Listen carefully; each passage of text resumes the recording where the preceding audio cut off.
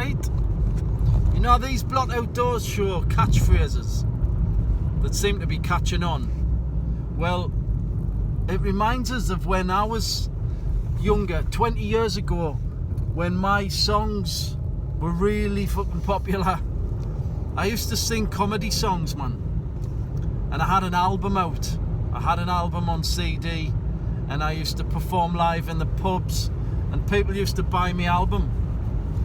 And some of me songs off the album made it onto YouTube. I didn't put them on. I didn't even have a YouTube channel back then. Somebody else took my songs off my CD and put them on YouTube, made a video of their own, and they're still on now.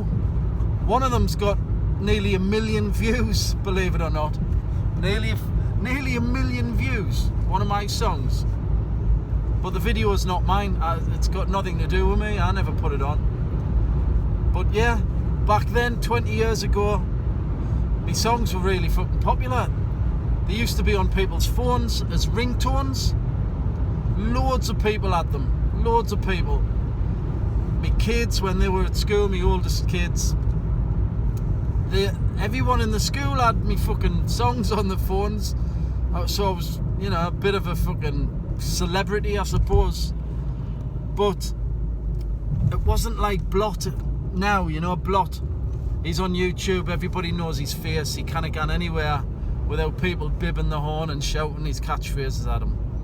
With me it was a bit different, because it wasn't a YouTube thing, it was a music thing.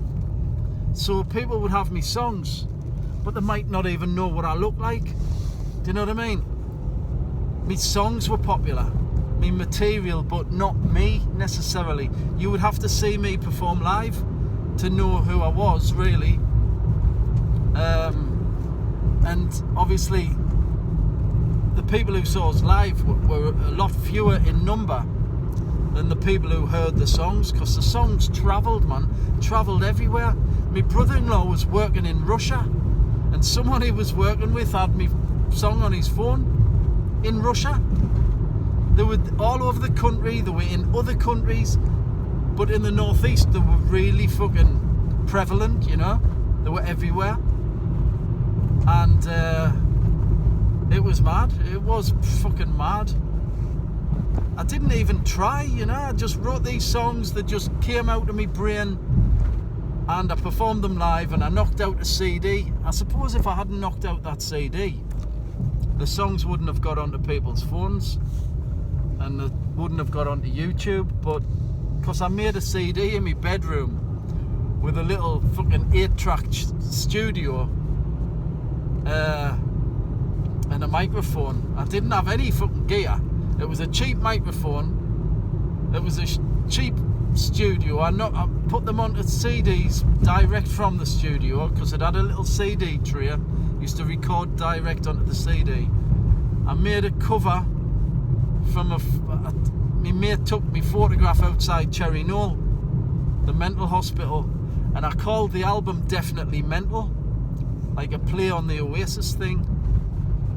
Definitely Maybe, Definitely Mental. And it's a picture of me with my guitar pulling a daft face outside Cherry Knoll with a Cherry Knoll sign behind us. And that album got sold, you know. I sold quite a few copies in pubs around Sunderland when I was performing. And so the songs travelled, they got onto phones, they got onto YouTube, and that's mad. Even today people mention them songs to me, and I don't even fucking play them anymore. But I became a socialist, and I had to distance myself from that material because it was quite sexist. A lot of it was sexist, you know. And if you become a socialist, you can't be fucking singing sexist songs. It's contradictory to socialist values. So I had to give it up. I had a choice. I could either carry on and be popular with this, you know, blue material, or be a socialist and do my bit for society and the end of the day, society's more important than me, isn't it? So I put society first before my own need to be popular, before my own interests. I put society's interests first, and I became a socialist and an activist and all the rest of it, you know, and that was that.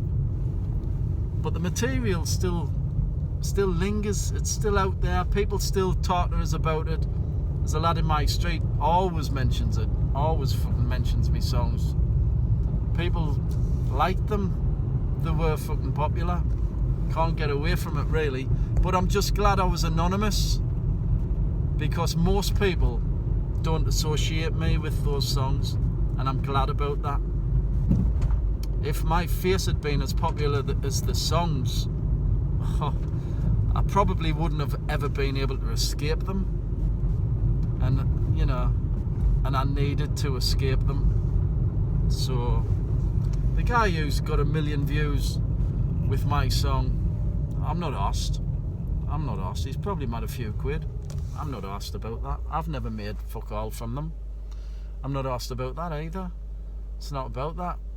If people enjoyed them, fair enough, but it's not my thing anymore. But they were funny in the day. They were even funny to me. I couldn't have wrote them if I didn't think they were funny. I wrote them at a time before I got over my sexism, my sexist ideas. So I was able to write them. I couldn't write them now. I mean, I can still write a song if I put my mind to it, but I couldn't write stuff like that anymore. It just wouldn't come. It wouldn't come out of my brain, you know. My brain's a different machine to what it was 20 years ago. But anyway, but it's interesting to see Blot in a similar situation, like, you know, popular among the young people, and his catchphrases travelling around. Aye, interesting. I wonder if Blot gets sick of that. I wonder if it comes to haunt him later in life. Anyway, yeah, just a little phase of my life history I thought I'd tell you about. And if you find those songs on YouTube, tell us what you think of them. See you in a bit.